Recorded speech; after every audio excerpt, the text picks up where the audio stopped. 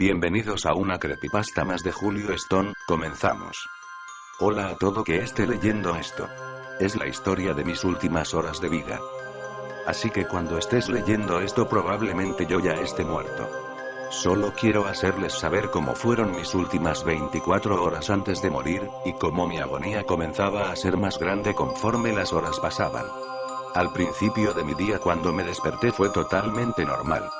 Yo vivía solo en un apartamento de la ciudad pero trabajaba y casi no estaba ahí. Yo me dirigía hacia el trabajo pero como se me había hecho tarde el transporte me dejó, y tuve que irme caminando ya que ni siquiera tenía dinero para el pasaje y si no iba esta vez al trabajo me podrían despedir, así que era más que seguro que llegaría tarde. Pero llegaría y eso me costaría quedarme hasta tarde. La hora de entrada al trabajo era a las 8 de la mañana pero llegué hasta las 10:30 muy cansado de caminar, pero aún así debía seguir trabajando. Como había llegado muy tarde, mi jefe me castigó y me mandó a levantar y acomodar costales al sótano de la industria. Yo trabajaba en una industria de importación y exportación de productos pero la empresa estaba a punto de quebrar, entonces mi jefe no podía pagarnos como se debe, por eso es que ahora casi no tengo dinero. Mi jefe me mandó al sótano de las instalaciones de la industria, lo que me sorprendió ya que yo jamás había ido ahí, así que fui a ese sótano, y acomodé algunos costales, y en eso acomodando los costales al quitar uno del piso había como una especie de escaleras que daban hasta un último piso, y pensé decirle al jefe pero no dije nada y bajé, y me llevé una gran sorpresa al ver ahí guardaban reliquias y cosas perdidas de la gente, los trabajadores y los que visitan la empresa. Y yo empecé a trasculcar las cosas al ver si encontraba algo que me podía quedar como un reloj o un celular, pero lo único que encontraba eran hojas de créditos de trabajo y nada importante. Lo único que sí me llamó la atención fue un libro color negro que se encontraba al fondo del cuarto. Yo abrí ese libro y lo leí, ya que su apariencia hacía mi curiosidad más grande. Y mientras que lo leía fue ahí que comenzó todo. En la página número 13 que por razones misteriosas hizo que la leyera completamente.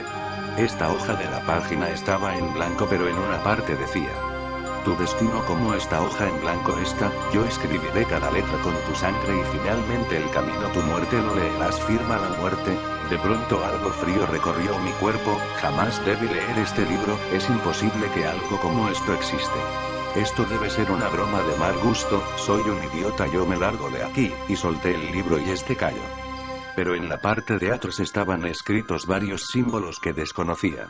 El único que conocía era el pentagrama, la estrella de 5 picos. Y en eso un escalofrío entró en mi pecho, solo quería salir de ahí, pensé en renunciar pero no lo hice, no le di importancia a aquel misterioso libro. Cuando terminó mi jornada de trabajo a las 12:30 de la madrugada, salí muy rápido para irme a ese lugar porque tenía miedo de lo que había leído en ese libro y ya era de noche y ni siquiera tenía para el pasaje. Lo único que quería era llegar a la casa. Como ya era tarde y ni siquiera había transporte o para pedir un aventón, comencé a escuchar voces en mi cabeza y a tener muchísimo frío. Yo comenzaba a presentir que algo pasaría, y miraba hacia todos lados con miedo y angustia pero no lograba conseguir ver nada. Aún así tenía esa sensación de que alguien me estaba observando. Yo seguía caminando por la carretera y a mi lado había solamente árboles y maleza que me aterraban más. Llegué al punto en que comencé a correr y en ese mismo momento escuchaba cadenas arrastrándose tras de mí. ¿Qué carajo está pasando? ¿Por qué escucho eso? ¿Será por el libro? Eso pensaba, solo tenía mi mente ocupada en ese libro de la muerte. Entonces, unos caballos y una carreta venían hacia mí, en esa carreta había una viejecita que se veía muy buena pero no era así, aún así en ese momento había pensado que era buena y le pedí un aventón y ella aceptó. Y los caballos comenzaron a correr, iban rápido pero eso me daba gusto, solo quería salir de ese bosque.